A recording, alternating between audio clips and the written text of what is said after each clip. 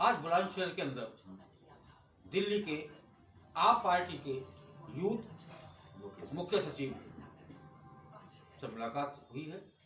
आज उनसे ये जानने की कोशिश करेंगे कि उनकी पार्टी किस तरीके से काम कर रही है या उनका क्या क्या एजेंडा चल रहा है। तो आप अपना ज़रा नाम बताएं। मेरा नाम है जी इकरार हुसैन सर। इकरार हुसैन साहब, आज बुलंदशहर किस सिलसिले में आना हुआ है? थोड़ा सा पार्टी कार्य के लिए आए थे। कुछ यहाँ पे हमारे सीनियर हैं पी के चड्डा साहब, जो कि हमारे मुरादाबाद से बहुत अच्छा काम कर रहे हैं और संभल में बहुत काम कर रहे हैं, तो उनसे भी मिलने आए थे। और एक छोटा सा प्रोग्राम था बुलंदशहर में, इस सिलसिले में यहाँ पे बुलंदशहर आए। ये सिर्फ चुनावी चर्चाएं हैं और जैसे जैसे चुनाव नज़दीक आ रहे हैं उस तरीके से लोगों का आगमन चालू हो गया है। तो आप इमाम साहब ये बताएं कि आपकी पार्टी दिल्ली में किस तरीके से काम कर रही है और यहाँ क्या काम करने की कोशिश हो रही है? देखिए जी, दिल्ली में तो कहने की ज़रूरत ही नहीं है। अस्पताल से लेके शिक्षा आप क्षेत्र में चले जाओ या बिजली क्षेत्र में चले जाओ, जनता ने खुद ही बता दिया। आपको ना तो किसी की तारीफ की ज़रूरत है, ना कुछ बताने की ज़रूरत है। इसके अलावा हम इस टाइम पंजाब में बहुत अच्छा वर्क कर रहे हैं। हमारी टीम ने माननीय श्री केजरीवाल ने और माननीय श्री राघव चड्ढा जी ने और स्पेशली हमारे संजय भैया ने, जो कि हमारी मेहनत करने पे हमारे मजबूत कैंडिडेट उतारे हैं सुजानगढ़ क्षेत्र से बाबा बिशन सिंह, जो कि इस टाइम वहाँ पे बहुत मजबूत स्थिति में है। और मैं दावा तो नहीं करता, क्योंकि दावा होता है घमंड करना, लेकिन मालिक ने चाहा बहुत अच्छे वोटों से आप विधायक बन के सामने आएंगे और हो सकता है सरकार बनी हमारी तो एक अच्छे पद में हमारे बाबा जी दिखेंगे। तो पंजाब में जिस तरीके से अब ये केजरीवाल जी उतर रहे हैं, तो आप उस चीज़ को किस नज़रिए से देखते हैं? देखिए जी, केजरीवाल कहीं भी खुद नहीं उतरते, जनता उन्हें स्पेशल इस चीज़ के लिए प्रेरित कर रही है, क्योंकि उन्होंने शुरू से ही उनके टीम का एजेंडा था कि हमें राजनीति नहीं करनी, हमें कार्य करना है। दूसरी बात, एक हमारे जैसे पिछले इलेक्शनों में संजय भैया का एक लोगो था, राजनीति नहीं काम, जो कि आपका यूपी के अंदर और पंजाब के क्षेत्र के अंदर दिखेगा। अगर यूपी के अंदर आप सरकार बनती है तो वो आपको खुद दिख जाएगा।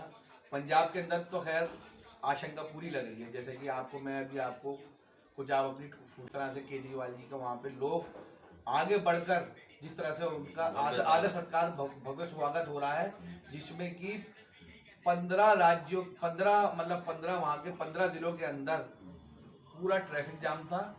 तो वहाँ के जितने भी सेलिब्रिटी थे, जिसके अंदर कि आज तक का रिकॉर्ड है नवजोत सिंह सिद्धू जी के लिए भी, जो कि वहाँ पे एक मजबूत कांग्रेस के कार्यकर्ता व नेता रह चुके, उनका भी इतना स्वागत नहीं था जो कि हमारे बाबा जी के थ्रू माननीय श्री केजरीवाल का हुआ है। वो आप खुद देखिएगा और आने वाले वक्त में खुद पंजाब आपको बताएगा केजरीवाल जी का क्या वहाँ पे प्रोपेगेंडा है या क्या वहाँ की जनता चाहती है। जैसे कि ये चुनाव का माहौल चल रहा है, इमरान जी, हम आपसे जानने की कोशिश करेंगे, क्या यूपी के अंदर भी इसी तरीके से तहलका मचाने की कोशिश होगी?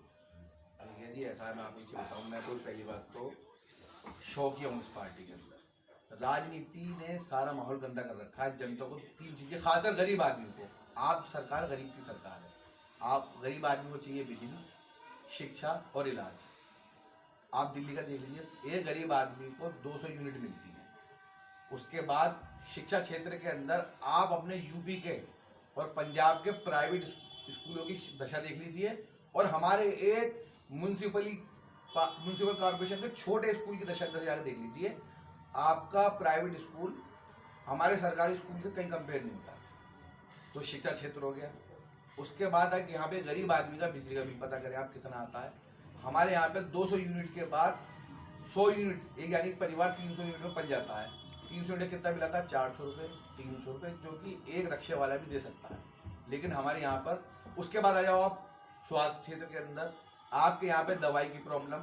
हमारे यहाँ पे एक सीधा सिस्टम है, अगर आपको 1 महीने तक कोई डॉक्टर डेट नहीं देता तो आप किसी भी प्राइवेट हॉस्पिटल में आप अपना ट्रीटमेंट करा सकते हैं। तो इतना बड़ा, वो भी फ्री ऑफ कॉस्ट, इतना बड़ा कदम शायद मैं जानता हूँ हिंदुस्तान के किसी भी राज्य के अंदर नहीं है। ये स्टेप नहीं है, ना ये राजनीति है, ये माननीय श्री केजरीवाल की एक वो कदम है जो जनता को सोचना चाहिए और इस पे आधारित कार्यों पर विवेचना करके और अपना कैंडिडेट चुनना, वो अपनी सरकार को चुनने का एक मजबूत डिसीजन लेना चाहिए। मैं ये नहीं कहता कोई किसी को भी वोट दो, लेकिन सबसे पहले अपने बच्चों का फ्यूचर सोचो आप। जैसे कि इसी सिलसिले में हमारे साथ मौजूद हैं एक आम पार्टी के कार्यकर्ता। हम उनसे भी जानने की कोशिश करेंगे कि आप अपना नाम बताएं। जी, अजहर हुसैन। अजहर हुसैन साहब, आप दिल्ली के अंदर आप पार्टी को देख रहे हैं, तो एक आम पार्टी के कार्यकर्ता, हम उनसे भी जानने की कोशिश करेंगे कि आप अपना नाम बताएं। जी, अजहर हुसैन। अजहर हुसैन साहब, आप दिल्ली के अंदर आप पार्टी को देख रहे हैं, तो आप उससे मुतमईन हैं? बिल्कुल सहमत हैं, और हम क्या, हमारे यहाँ की सारी जनता सहमत है, और यही डिसीजन मतलब ये कि हर बार अब दोबारा लिया, फिर तिबारा भी मतलब ये कि केजरीवाल साहब ही आएंगे, क्योंकि पब्लिक की चाहना ही है। बुजुर्ग आदमियों को दवाई फ्री मिलती है, घर के दरवाजे पर ही मतलब ये कि क्लिनिक खुलवा दिए गए हैं। मतलब कि बुजुर्ग आदमियों के बच्चे भी नहीं ले जाते, तो वो खुद चल कर चले जाते, और वहाँ से सारी सुविधाएँ उपलब्ध है। बिजली पानी की बेहतरीन मतलब सुविधा है, बच्चों को स्कूलों की पढ़ने की सुविधा है, सारे स्कॉलरशिप वगैरह सब बच्चों को मिलने बेहतरीन। एक प्राइवेट स्कूल में भी इतनी सुविधा नहीं है जो अब हमारे सरकारी स्कूल के अंदर सुविधा है, और ये कोई कहने की बात नहीं है। आप खुद जाकर देख सकते हैं, चेक कर सकते हैं। एमसीडी का कोई भी स्कूल, कोई भी सरकारी कार्यालय, अगर कोई डॉक्टर का आपको किसी ऑपरेशन के लिए मतलब ये कि डेट नहीं दे रहा है, तो आप उससे लिखवा ले सकते हैं। प्राइवेट मतलब ये नर्सिंग होम में भी आप करा सकते हैं, उसका भी खर्चा सारा मतलब ये कि हमारे यहाँ की सरकार पे करती है, आम आदमी पार्टी। तो और क्या चाहिए पब्लिक? जैसे कि अब चुनावी चर्चा चल रही है, चुनाव के टाइम पर सब लोग बड़े बड़े वादे करते हैं। अब देखना ये है आप पार्टी कहाँ पर कितनी खरी उतरती है। मैं शिव न्यूज़ की तरफ से मोहम्मद असलम खान।